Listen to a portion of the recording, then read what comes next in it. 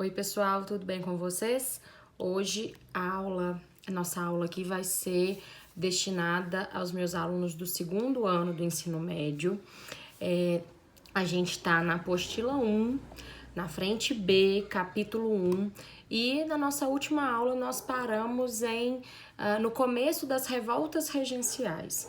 Bom, lembra dessa folhinha que eu entreguei para vocês? Segundo ano, acho que todo mundo tem aí, né? Nessa folhinha a gente tem um resuminho básico de cada uma das revoltas regenciais e pra gente, né, para não ficar cansativo, mas ao mesmo tempo a gente não ficar enferrujado, eu vou passando aqui para vocês algumas das revoltas, né? Provavelmente de duas em duas, até a gente conseguir fechar o capítulo, tudo bem? Gente, as aulas vão ser curtas para não ficar muito cansativo. Espero que vocês tenham paciência, se o áudio ou o vídeo às vezes não ficar bom, a gente tá em período de adaptação, tá legal? Só para relembrar, nós estávamos no período regencial, né, que é o período em que o Dom Pedro I foi embora do Brasil, deixa o Brasil. O seu filho, Dom Pedro II, ele não tem idade suficiente, ele tinha apenas 6 anos, né, o que viria a ser Pedro II. O filho de Dom Pedro I, ele não tem idade suficiente para assumir o trono, né, e o Brasil passa por um período onde regentes vão administrar o país. Né? É a primeira vez que nós temos uma experiência de brasileiros, né, governando o Brasil. É um período de muita euforia, mas é um período também de muitos conflitos políticos, né, porque os grupos políticos começam a ficar raivosos aqui dentro e se manifestar, né, buscando cada vez mais poder. A gente sabe que no Brasil o poder é centralizado, né, o Brasil ele é composto, né, o Brasil imperial ele é composto por províncias, essas províncias não têm autonomia legislativa, o poder está centralizado no Rio de Janeiro e isso é um grande, né, vai gerar um grande transtorno dentro da história do Brasil.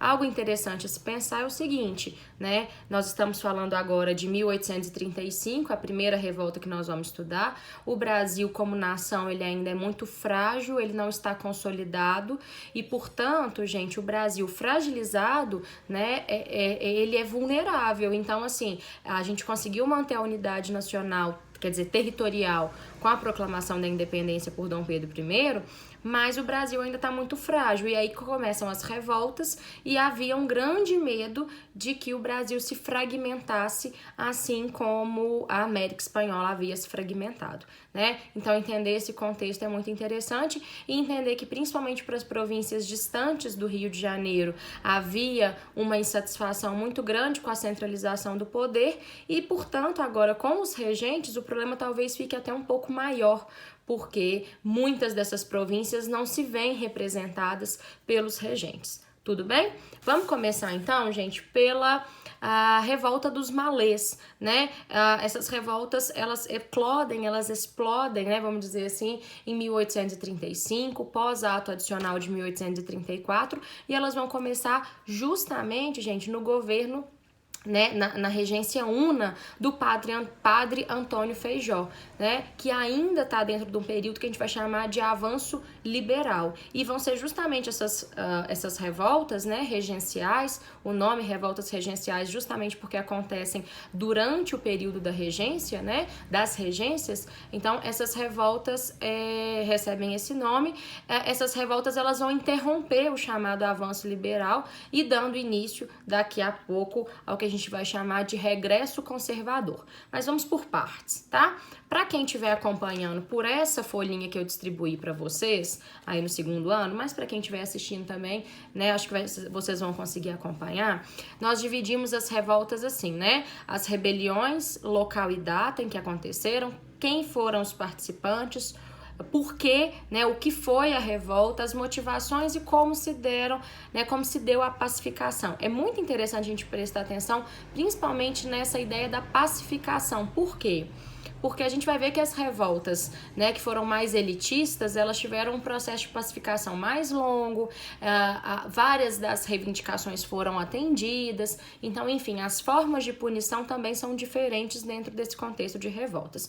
Começaremos, então, pela revolta dos malês. A revolta dos malês, ela aconteceu na Bahia no ano de 1835. Gente, essa é uma das minhas revoltas preferidas, né? Eu acho ela muito interessante e ela vai falar exatamente dessa diversidade étnica, essa diversidade, né, africana que existia no Brasil. E quem participa dela? Gente, essa é uma revolta de escravos, né? E os participantes são escravos e libertos africanos, né?